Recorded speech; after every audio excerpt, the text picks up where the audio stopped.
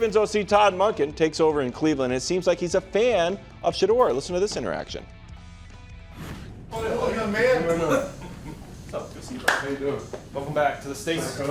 How we doing, man? Good. Yeah, we tried to draft your last year. It's all worked out. Yeah. You remember that, right? Yeah, that's what I was about to tell you. Someday we'll get a chance to talk about that. How they left off last year was with Shedeur Sanders as quarterback one. Everything they've seen in the past, Shedeur Sanders took the reins the last 7 games, and he ended the season as quarterback one. So the head coach of the Cleveland Browns, Todd Monken, is basically letting you guys know and dropping hints that we are starting the season off the way we left off last year.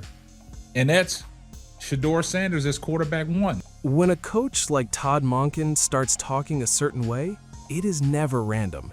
It is never just filler. And this time, the message felt loud without him even raising his voice. While everyone was busy debating stats, depth charts, and draft takes, Monken quietly sent a signal that might change the entire quarterback battle. And yeah, if you read between the lines, it sounded a lot like a warning to Dillon Gabriel and Deshaun Watson, and maybe even a push towards Shedeur Sanders. The situation got interesting when Monken addressed the non-mandatory training sessions. Now, on paper, these workouts are optional. Players are not required to show up. Veterans especially sometimes skip them, manage their bodies, do their own thing. That is normal in the NFL. But the tone matters, and Monken did not sound like a coach who was just casually acknowledging that reality. He sounded like someone who was paying very close attention to who showed up and who didn't. Look, I think this means that Shedeur will get a fair shot. I don't think he got a fair shot. Now, once he started playing, they went by with him, but it just felt like they were against him to some degree, or Stefanski, and even Barry. You know, it just from day one it felt like they didn't believe in him and want him. And I give him credit for the way he handled himself, because that has to be tough when you kind of feel like they don't want you to succeed, or they don't believe in you. And he went out there and handled himself well. Here's the part nobody's talking about. Coaches say voluntary publicly, but privately, they are absolutely judging attendance. They are watching who's invested, who's trying to build chemistry, who's setting the tone. And when your offensive coordinator starts emphasizing that kind of detail, it is not just about effort.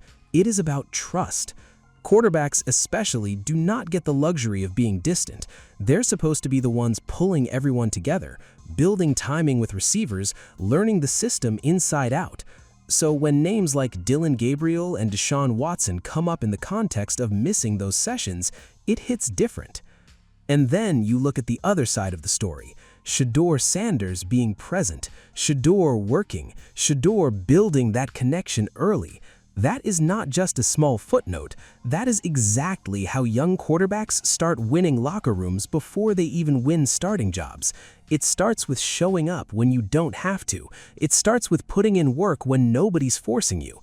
That is how teammates start looking at you like, yeah, this guy is serious.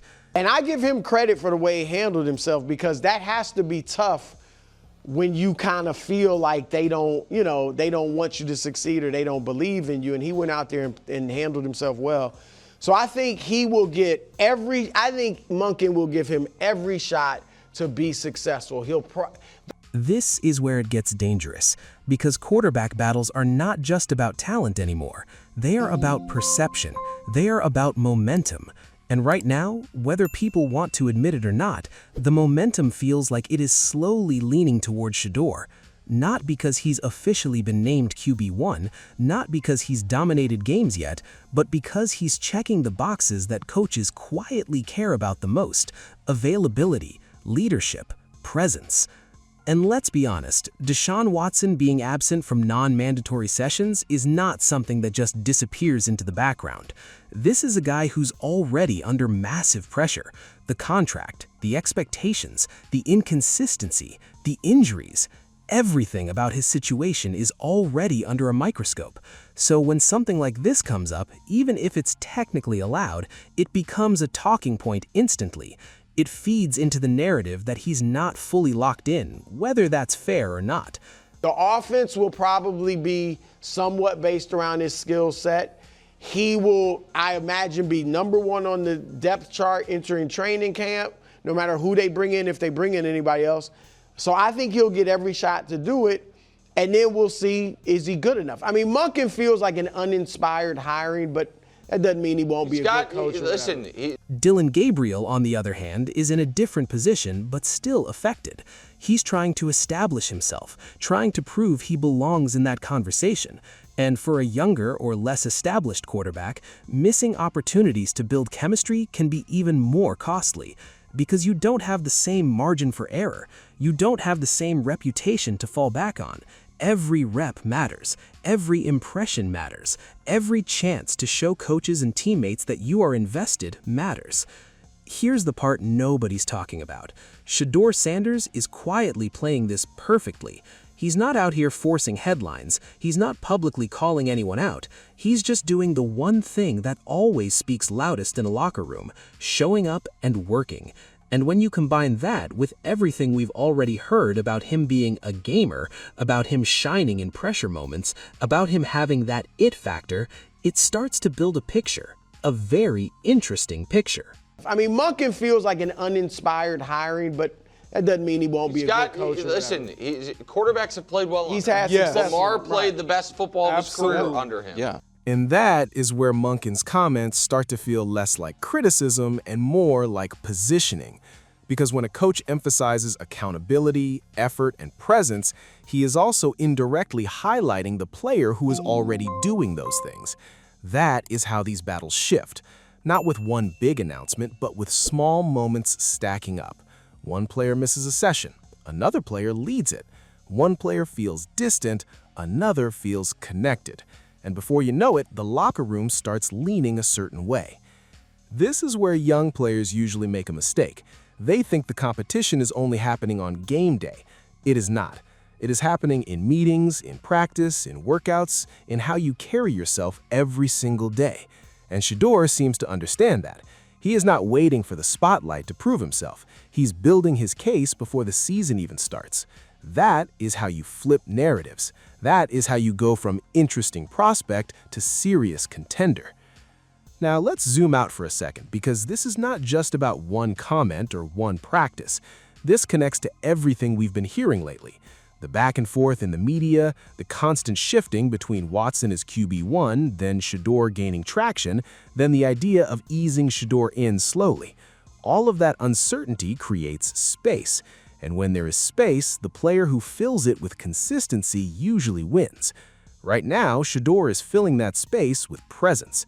Okay, here we go. I get my shot to all your points you made, but we've seen areas of where he struggled with holding the ball a little too long. Like Lamar has some of those same issues at times that we've seen, but we've seen the development of him under Todd Monken become a better passer, all those things. And you can't ignore the locker room element either.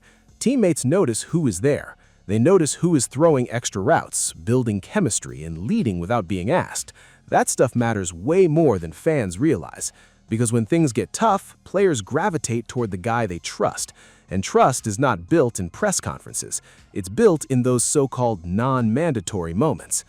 This is where it gets dangerous.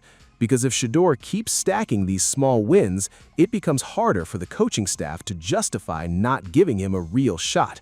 At some point, the argument shifts from he needs time to why are we holding him back? And once that question gets louder, the pressure changes direction. It is no longer on Shedeur to prove he belongs. It is on the team to explain why he's not out there. Monken is not just any coach. He's the offensive mind shaping this entire system. If he's emphasizing accountability and presence at quarterback, that tells you exactly what he values. And if Shedeur is aligning with those values more consistently than anyone else right now, that matters a lot. Here's the part nobody's talking about. Watson and Gabriel still have time to respond. This is not over. If they show up and dominate reps, they can absolutely swing this back. But the margin is getting thinner. And right now, Shedeur is winning the early phase of a battle most people thought he would be quietly easing into. Because this is no longer just about talent, it's about mindset. It's about who wants it, who shows it, and who lives it every single day. So the question is now real. If Shedeur keeps showing up and keeps proving he's the gamer people are finally admitting he is, how long before the Browns have no choice but to make him QB1? And if that happens, what does that say about everything we thought we knew just a few weeks ago?